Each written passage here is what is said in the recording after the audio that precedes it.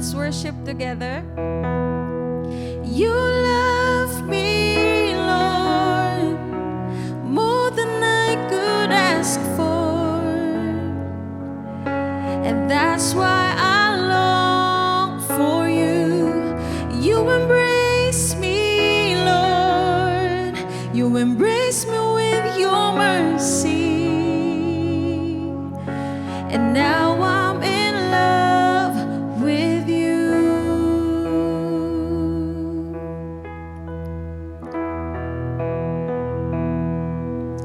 Your love keeps me waking every day. You are the air that I'm breathing in. You're always there for me, oh God. There's nothing that I could ask for. I want more of you and less of me in my life. I want more of you and less of me in my life. You love me, Lord, more than I could ask for, and that's why I long for you. You embrace me, Lord, embrace me with your mercy, and now I'm in love with you.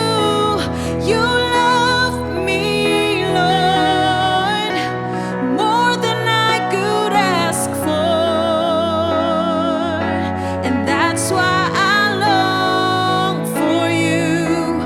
You embrace me, Lord, you embrace me with your mercy, and now I'm in love with you.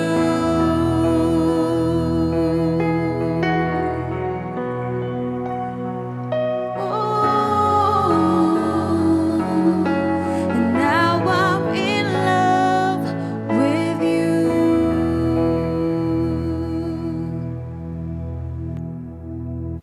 So magandang araw po sa lahat, no? Good evening kung nandito ka sa Philippines. Ayan, good evening, good afternoon, and good morning kung nasan ka man po nanonood.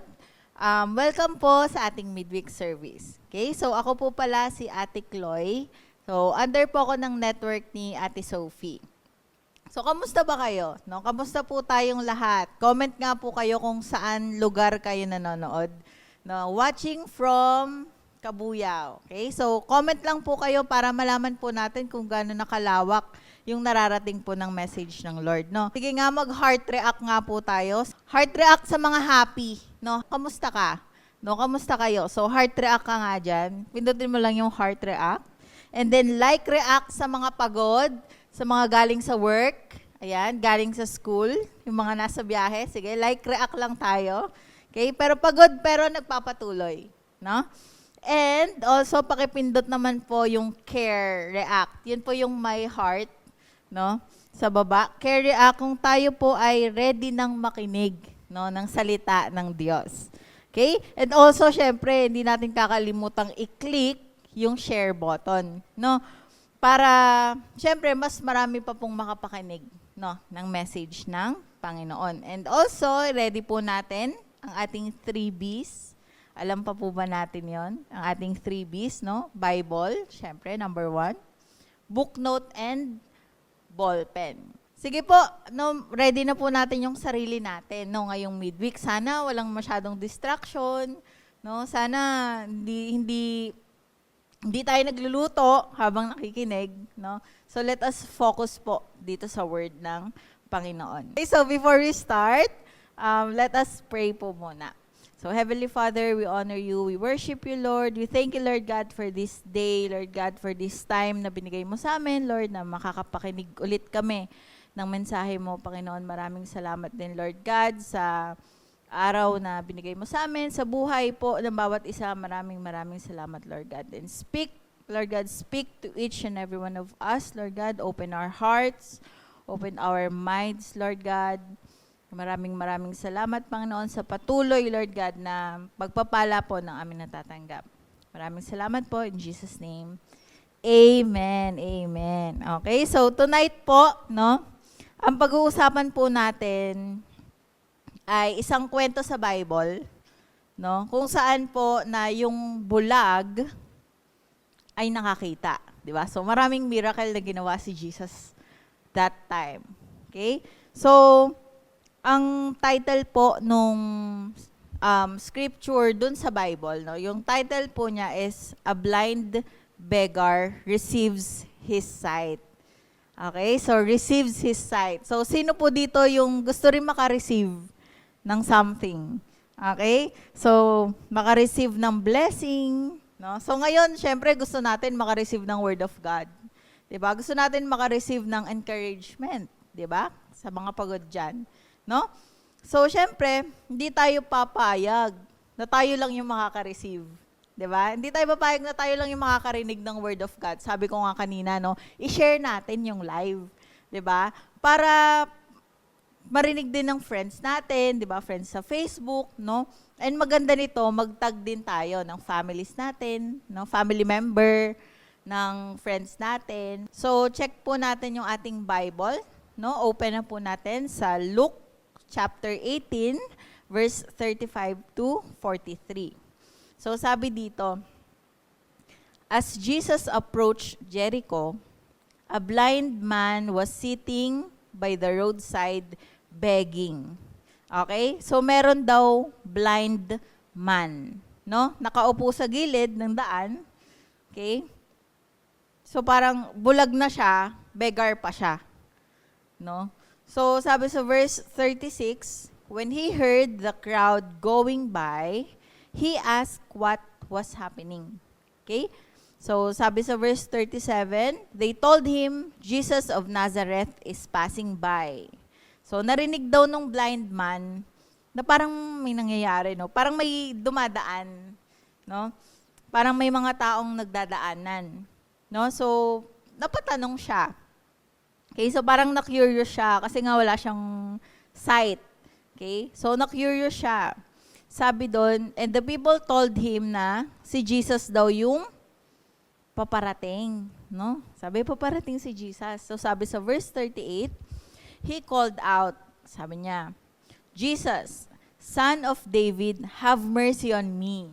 No? Sabi nung bulag. Okay, so sumigaw siya. No? Kasi siyempre, kasi hindi niya kayang lumapit kasi hindi naman niya kita kung saan dadaan si Jesus. So, ginamit niya yung boses niya, no? And then, sa verse 39, sabi doon, those who led the way rebuked him and told him to be quiet. But he shouted all the more, no? Sumigaw siya. Sabi niya, Son of David, have mercy on me, no? So, sinaway siya ng mga tao, no? Sinaway siya nung mga tao sa paligid, no? Pinapatahimik siya, no?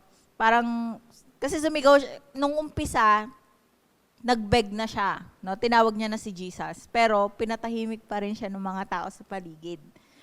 Pero mas lalo siyang sumigaw, no? Para syempre para mas mapansin siya ni Jesus. Okay? So nakita natin doon yung pangangailangan niya, no? Na gusto niya talagang mapansin siya ni Jesus that time. Okay? And then sa verse 40 po, sabi doon, Jesus stopped and ordered the man to be brought to him. When he came near, Jesus asked him, what do you want me to do for you? Lord, I want to see, he replied. Sabi niya, Panginoon, gusto ko pong makakita. No?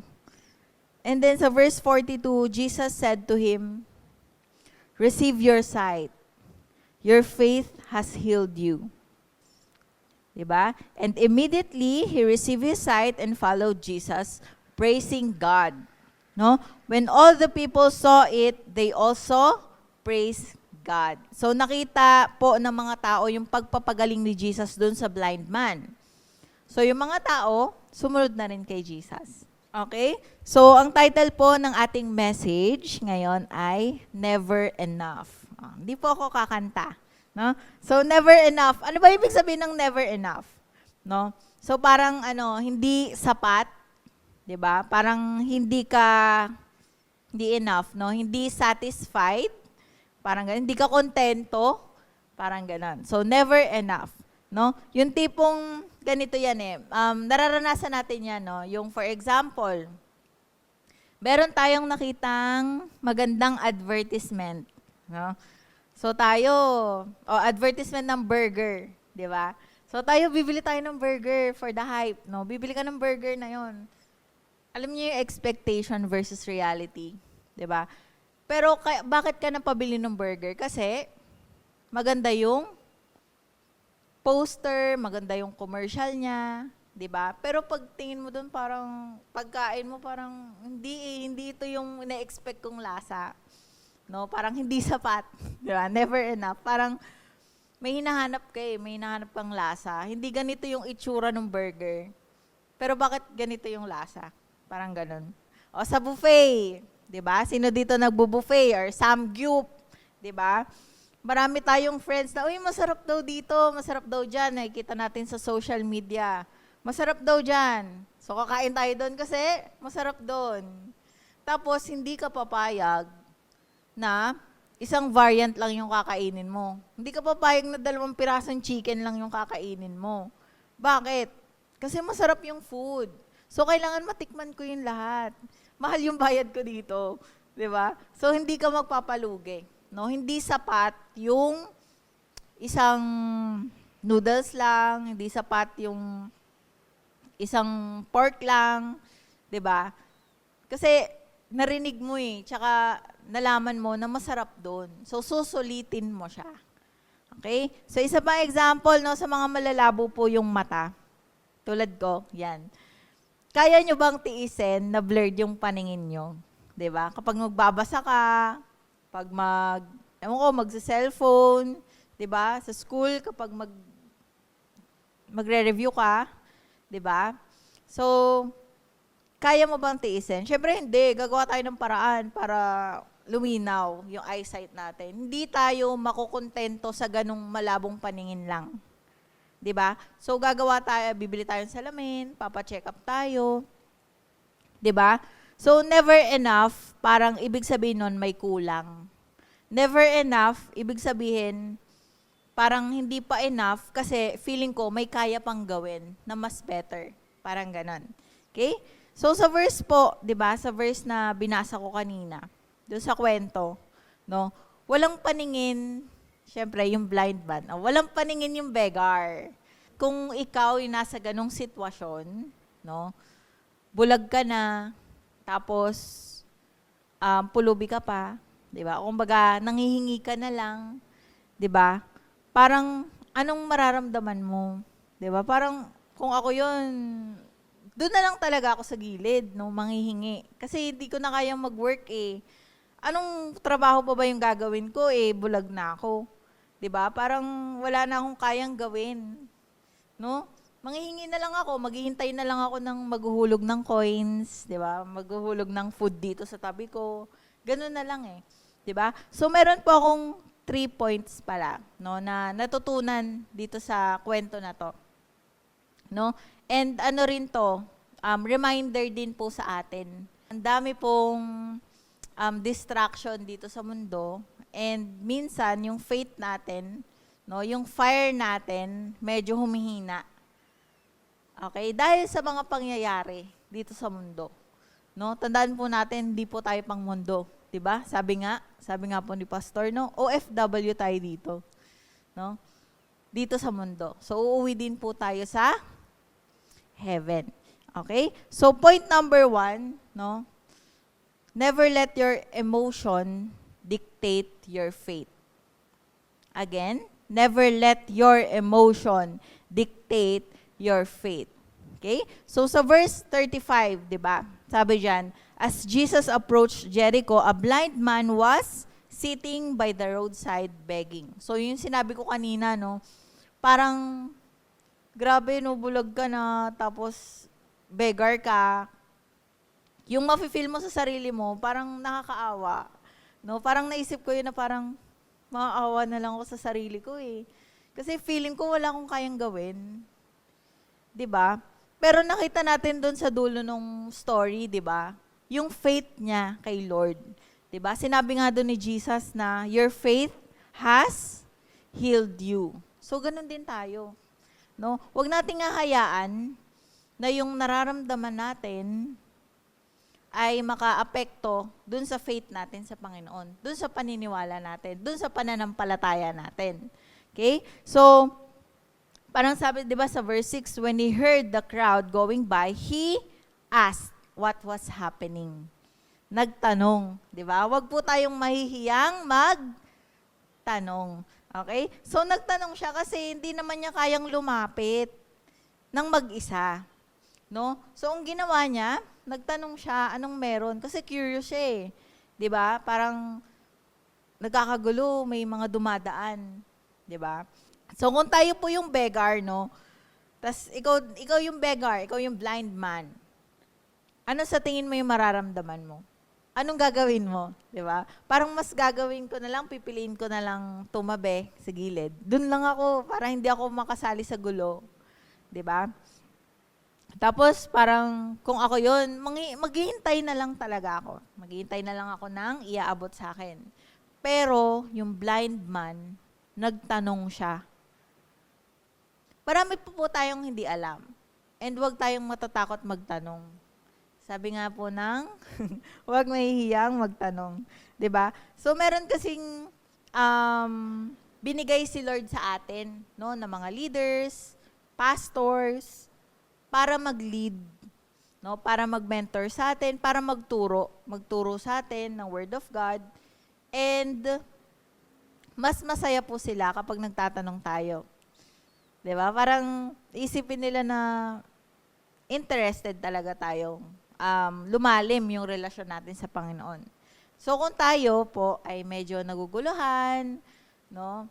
Kung tayo po ay medyo nalalabuan, huwag po tayo mahiya magtanong. 'Di ba? Hindi pwedeng, ate, kasi mahiyain ako eh. Hindi ko kaya magtanong. 'Di ba? Parang, ate, hindi ko kayang magsalita. 'Di ba?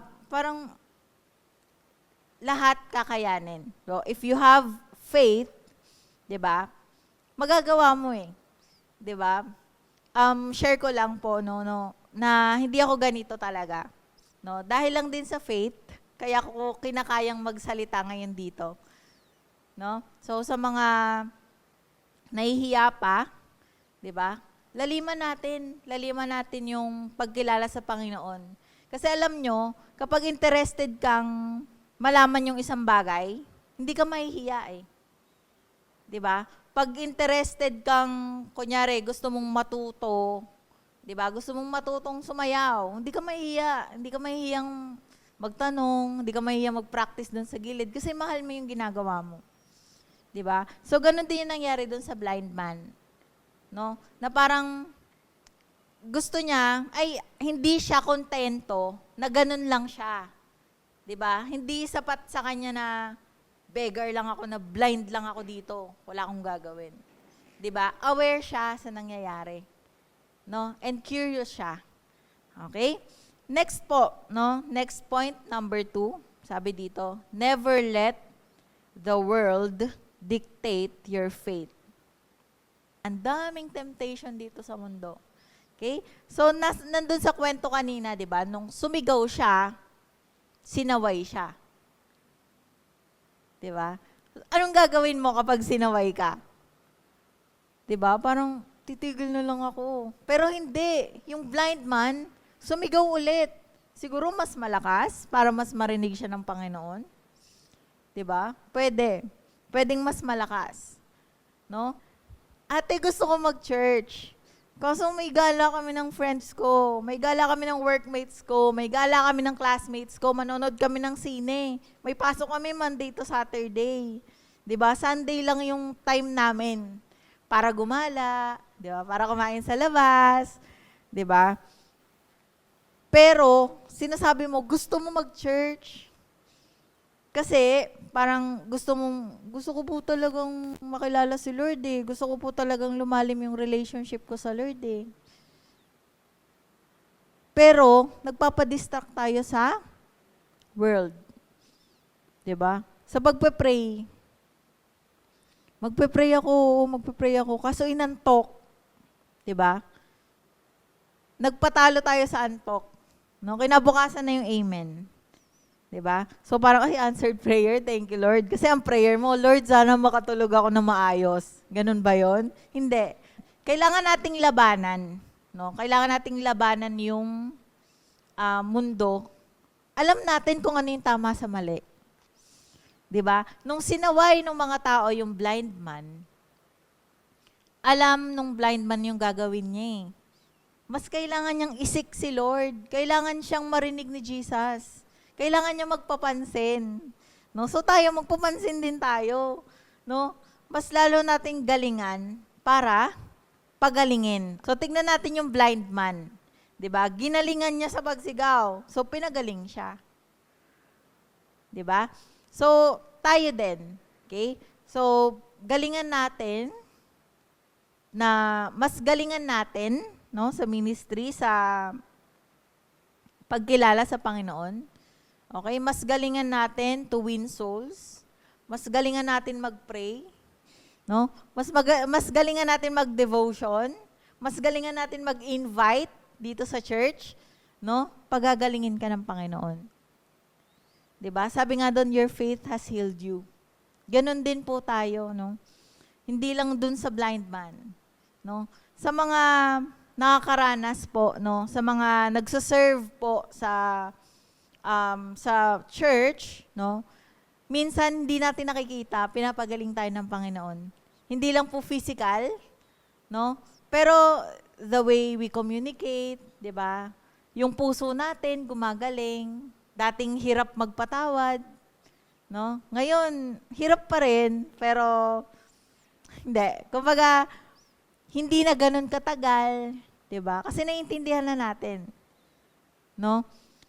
Wag po tayong tumigil or wag po tayong magpa-distract. No, mahirap eh. Ate, ang hirap. Mahirap talaga. Ate, madaling sabihin. Oo, ang hirap gawin. 'Di ba? Lahat tayo nadidistract diyan. Pero kung pipiliin natin, kung mas pipiliin natin mag-focus sa Panginoon, katulad ng blind man, nag-focus siya dun sa kailangan siyang mapansin ni Jesus. 'Di ba? Kasi dumaan na si Jesus eh. So tayo, yung opportunity ba, ginrab na niya. Kahit yung mga tao sa paligid niya, sinasaway na siya. Kasi alam niya kung ano yung dapat. So tayo, ganun din. Alam nyo kung anong tama. Alam natin lahat kung ano yung tama. No, yung tamang gawin. So, wag po tayong magpapadala, no, masyado. Lalo sa simpleng ano lang eh. Sa pagkain, 'di ba? Group of friends, anong uunahin? Pagpipicture o pagpe-pray? 'Di ba? Kailangan andyan na yung food. Mamaya na tayo magpa-picture pagdating ng pagkain. Pagdating ng pagkain, kuha cellphone, picture. Guilty. Okay, kuha cellphone bago mag-pray. Okay lang naman, basta wag nating kakalimutan mag-pray, syempre, bago kumain. Okay? So tayo kasi parang, yun na yung nasa utak natin eh, no? Pagdating ng pagkain, picture. 'Di ba? Imbis na pagdating ng pagkain, thank you Lord. No? Salamat po sa blessing. Okay? So, yun lang yung mga simpleng distraction ng mundo. No? Alam nyo, kapag nasanay po tayo sa gawain natin dito, kumbaga sa gawain ng word, hindi ng world, mas masarap siyang gawin. Mas maganda yung masasanay ka. no? Kaysa yung iisipin mo na lang, ate, ang hirap kasing iwasan eh. 'Di ba? Ate, minsan lang eh. Yang minsan na yan, pwedeng maging madalas gawin. Okay? So, maganda po ay umiwas po tayo. Okay? So, let's try to focus. Mas isik natin si Lord. No? Yun yung maging maging priority or goal. Yun yung maging goal natin. No? Kasi mas masarap gumawa ng mabuti or mas masarap isik si Lord kaysa sa tao. 'Di ba? Mas masarap maglingkod sa Panginoon kaysa sa tao. No? Amen. 'Di ba? And lastly, number 3, never let your situation dictate your faith. Again, never let your situation dictate your faith. Oh, bakit situation, no? Dun sa buong kwento, no, yung sitwasyon ng blind man, from blind man to follower. 'Di ba? Kahit anong sitwasyon, si Lord pa rin, no? Kahit ano yung sitwasyon niya, si Lord pa rin yung focus niya. 'Di ba? Kay Lord pa rin siya susunod. Si Lord pa rin yung sinisik niya. 'Di ba? So sa umpisa ng kwento, believer siya ni Jesus. Sa dulo, follower siya ni Jesus. So sana tayo din, hindi lang tayo believer. Wala tayong excuse. 'Di ba? Or marami tayong excuse, no? Pero hindi natin siya gagawing excuse kasi kikilos tayo para sa Panginoon. 'Di ba? Doon sa kwento, no? Sabi doon, nung pinagaling siya ni Jesus, no? Agad-agad pinagaling siya, no? Agad-agad sumunod din siya sa Panginoon. At yung mga nakakita po ay sumunod din. 'Di ba? So tayo po kung anong sitwasyon yung meron tayo, no? Ipakita natin sa mga taong nasa paligid natin na follower pa rin tayo ni Lord. Na believer pa rin tayo ni Lord. Kahit nandun ka sa pinakababa or nandun ka sa, sabihin natin na nagsastruggle ka ngayon, no? Nagsastruggle ka ngayon, pakita mo pa rin yung faith mo.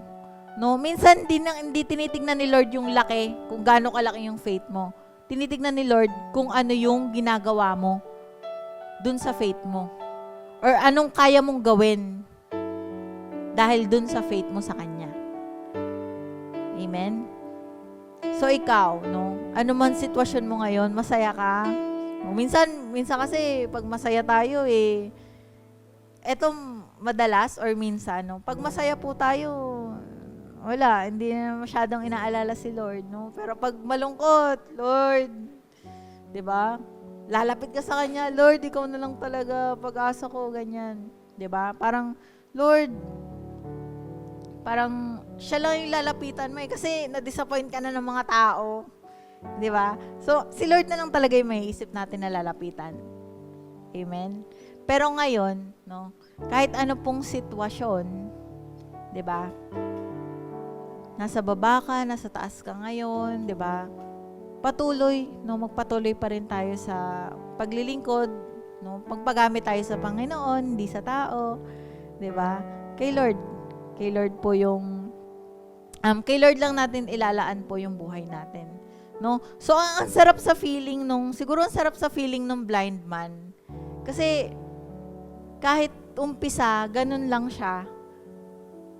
Pero dahil lang sa ginawa niyang pagpapapansin kay Jesus that time, maraming sumunod kay Jesus.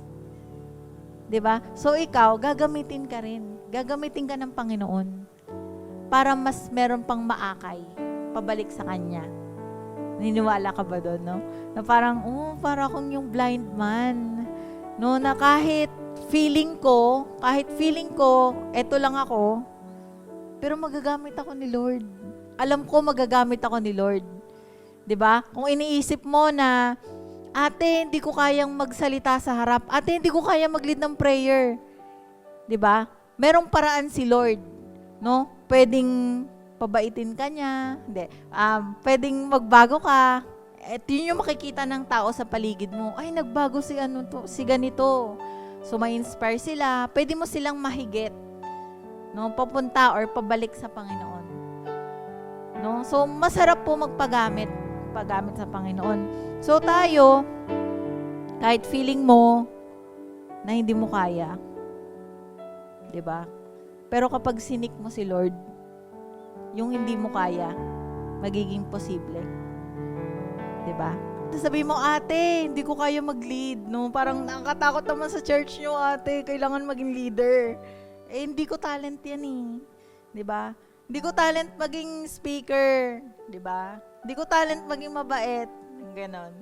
'Di ba? Hindi ko talent 'yan. Pero gagawan ni Lord ng paraan 'yan. Pag gugustuhin mo. At kailangan mong gustuhin. Kailangan nating gustuhin. 'Di ba? Mas masarap talaga sa feeling po, no, na si Lord yung gumagamit sa atin, hindi yung tao, hindi yung mundo, no? Si Lord. And yun nga, gusto ko pong ulitin yung verse kanina. Yung sinabi ni Jesus na, your faith has healed you. So, dito po ako magtatapos, no? Parang, grabe, yun yung feeling ko kapag narinig ko yun, kapag nababasa ko yun, no? Parang ako naiiyak. Kasi, yung sentence or yung phrase na yun, no? Your faith has healed you. So, yun lang talaga yung magpapagaling sa atin. No? Yung pananampalataya natin sa Panginoon. 'Di ba? Papagalingin ka ng pananampalataya mo. No? Papagalingin ka kapag naniwala ka. No? Kapag naniwala ka sa Panginoon, 'di ba? Hindi lang po 'yan physical, hindi lang 'yan yung sakit na 'yun nga, parang sa kwento, yung bulag, no? High blood, mga ganyan. Papagalingin ka ni Lord sa mga bagay na tingin mo hindi ka magaling. 'Di ba? Parang ako po, insecurity ko po talaga yung boses ko. Pero ngayon, ginagamit ko na yung boses ko to share the word of God. 'Di ba? Sobrang thankful, parang sobrang laking blessing na sa akin 'yon, no? Kapag pag pumasok ako sa school, pumasok ako sa bagong work dati, no, ako po ay nag-e-events, nagpo-photographer, hindi mo po maririnig yung boses ko. Kasi nahihiya ako. No? Parang feeling ko pipiyok ako, 'di ba? Feeling ko hindi maganda yung boses ko, yung speaking voice ko, pati yung singing voice ko. Hindi. Kumbaga, hindi siya maganda sa pandinig. No? Yun po yung pinakamalaki kong insecurity. Pero ngayon, nakakatuwa, parang eto na yung ginagamit ng Panginoon no? Yung sarili kong testimony, ginagamit ng Panginoon yung boses ko, no? Hindi sa pagkanta po, sa pag-share po ng word, no? Ginagamit niya para mas maka-invite pa ako, di ba? To win more souls, di ba? So masarap sa feeling. Kaya, wag mong hahayaan, wag mong hahayaan napigilan ka ng kahinaan. No? Yung kahinaan mo, huwag mo mahayaan. Pero pag nandyan kasi si Lord, no? Pag naniniwala ka parang, alam mo, hindi mo mapapansin. 'Di ba? Pag nagpatuloy ka sa paglakad kasama yung Panginoon, hindi mo mapapansin yung kahinaan mo dati, strength mo na ngayon. Amen? 'Di ba? So tayo po, no, wag po tayong mahihiya pagdating sa Panginoon. No, wag po tayong matatakot lumapit sa Panginoon. No, wag po tayong matakot or mahiya dun sa mga taong pinadala sa atin ng Panginoon. No, lalo na sa ating mga leaders, sa ating mga pastors, no. Sila na po yung family natin no. Pamilya na sila. So sila yung tutulong sa atin para mas lumalim tayo sa Panginoon. To gain more wisdom, 'di ba? Dun sa story din ng blind man, nung napansin na siya ni Jesus, 'di ba? Parang may inutusan si Jesus na ilapit nyo sa akin. Ilapit nyo siya sa akin. 'Di ba? So yun yung mga leaders and pastors natin na tumutulong sa atin para mapalapit tayo sa Panginoon. Again, sabi ko nga po, no, never let your feelings dictate your faith. Or never let your emotions dictate your faith. Na kapag masaya ka lang, doon ka nagpupuri, or pag malungkot ka lang, tsaka mo lang naaalala si Lord. No? Never let the world dictate your faith. And lastly, never let your situation dictate your faith. No? Kahit anong sitwasyon, dun pa rin tayo sa Panginoon. No? Amen? So, sana po meron po tayong natutunan, meron tayong na-realize, no, na kung gaano kalaki yung kayang gawin ng Panginoon. No? Kung gaano kalaki yung kayang gawin ng Panginoon sa buhay mo. No? Imagine, ano ka dati, sa ano ka ngayon. Okay? So, again, yung title po natin, Never Enough. Huwag kang makukontento kung anong faith yung meron ka ngayon. No? Seek Him. Diba? Mas palalimin natin. No? Mas magpapansin po tayo sa Panginoon. No? Mas galingan natin. No? And God will bless your efforts. No? Mararamdaman nyo na lang yan. No? Si Lord na yung kumikilos sa buhay nyo. No? Basta tayo, kumikilos din. Hindi si Lord lang. No? Kilos din tayo. No? Okay? So, yun lang po. Again, ako po si Ate Chloe, under the network of Ate Sophie. Okay, so let us pray po. Yes, Heavenly Father, we honor you, Lord God. We worship you. We glorify your name, Panginoon. Dinadakila ka namin, Panginoon. Maraming salamat, Lord God, sa word, Lord God. Maraming salamat sa love mo, Lord God. Maraming salamat, Lord God, sa patuloy, Lord God, na pagpapala na aming natatanggap. And Father, mingi kami ng tawad, Lord God, sa mga pagkukulang namin, Lord God, sa mga panahon, Lord God, na hindi ka namin naaalala. Forgive us, Lord God, sa mga pagkakamali po namin nagawa, Father. And Lord, we pray, Lord God, for protection, Lord God, provision, Panginoon. We pray, Lord God, for good health po sa bawat isa, Lord God, na patuloy, Lord God, na magamit namin, Lord God, yung buhay namin sa'yo. Tulungan mo kami, Lord God, na malagpasan, Panginoon, yung mga temptations, Lord God. Tuloy, Panginoon, palakasin mo kami, Lord God, para mas malabanan namin kung ano man yung mga challenge, Lord God, na ipapadala mo sa amin. And also, help us, Lord God, to win more souls, Panginoon, lalo na yung aming pamilya, aming mga katrabaho, kaklase, Lord God. Again, maraming salamat po. Tinataas po namin ang aming mga dalangin sa pangalan ni Jesus. Amen and amen. So, yun po. See you next Sunday po. Meron po tayong live ng 9 a.m.